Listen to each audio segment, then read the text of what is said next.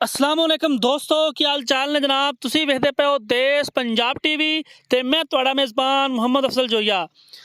दोस्तों, सब तो पहले अपने चैनल करो सबसक्राइब, बैल आइकन का बटन दबाओ ताकि साड़ी लेटेस्ट और बेहतरीन वीडियो तुहाडे तक बसानी पहुँच सके और तुसी देखो सब तो पहले। दोस्तों, डेली की निस्बत अज दूजन चोटी की वीडियो लैके आए हैं। दूसरा सुहा सोनी है, छोटा छोटा क्लिप लग्या, मीनी चोटी और माशाल्लाह 1.5 फुट चौड़ा हवाना, बड़ा खूबसूरत, हड्डी कुवाड़े वर्गी, पुछल बरीक पतली और इंशाल्लाह देश पंजाब चैनल का कोई जोड़ नहीं, कोई तोड़ नहीं। कदे फलाने दे पहुँच जाइए तो उत्थे जाके चीक चकाड़ा पाइए, कदे किंदे जाके चीक चकाड़ा पाइए और इंशाल्लाह साडा जानवर मूँहों बोलदा है। इंशाल्लाह डेली की निस्बत एक ही वीडियो अपलोड करी दी है और अपने वीरां नूं दसीदा है कि नीली की चीज़ है। नीली जिहड़ी हुंदी है अपने मूँहों बोलदी है। नीली अपनी पहचान आप रखदी है, क्योंकि नीली जिहड़ी हुंदी है, नीली दी जिहड़ी एवरेज दुध दी एवरेज चंगी हुंदी है। बाकी मझ वीरां दे सामने हैगी है, कैमरे की नज़र है, वीरां तो ओझल नहीं, अख तो दूर नहीं झोटी। फैसला वीरां ते कमेंट सैक्शन च जाके जवाब देना है कि झोटी किवें लगी है अज वाली वीडियो।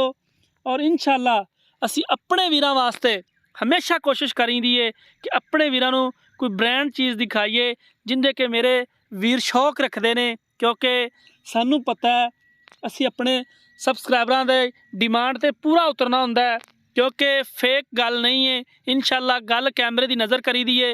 5 लाख रुपया इस झोटी की डिमांड है। इहदे च डीद लिहाज जिन्ना हो सकिया वो करवावांगे।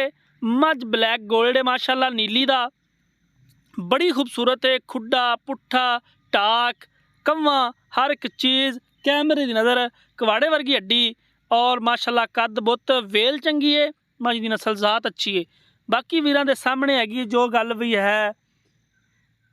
इंशाल्लाह वीरां तो दूर नहीं, थब्बियां दे हवाने और मरले मरलियां दियां वंडां, पूरा मुठ पर थण, लोकेशन बड़ी ज़बरदस्त। बाकी जनाब लैने देने हमेशा ही तरह मुकद्दर, सौदा नाल नसीब दे। सौदा होना ना होना एक नसीब की गल है, लेकिन जानवर तुसी देख के अपनी राय का इजहार लाजमी करना है, क्योंकि अपने वीरां दे लई मेहनत करी दियां ने, सफ़र करी दे ने।